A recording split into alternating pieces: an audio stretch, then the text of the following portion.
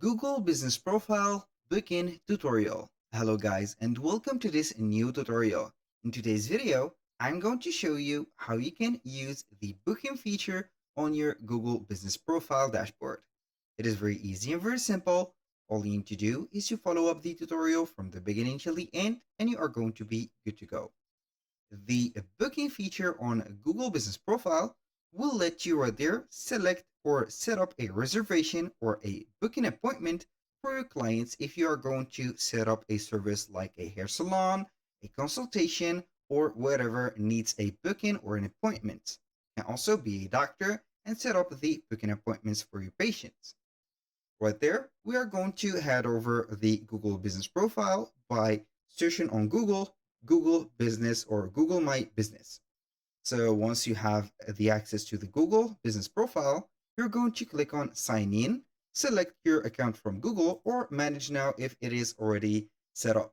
In my case, I'm going to switch up the Google account of here, and then we are going to see the different businesses that I own. So I have switched my Google account. I'm going to click on Google in case you don't have a Google business. So in case you do have, you're going to see here the profile manager. You're going to see here the store code, the businesses, and the status of them. So the three businesses that I have are not verified. They are just created for the sake of the tutorial. So I'm going to select one of the businesses, and here you're going to see the dashboard. So we have the resume of the profile right there. You can go ahead and edit it or set up whatever you want from here. So simply, I am going to choose from these items, bookings. Click on bookings, and here you need to set up the bookings. Before that, you're going to get verified.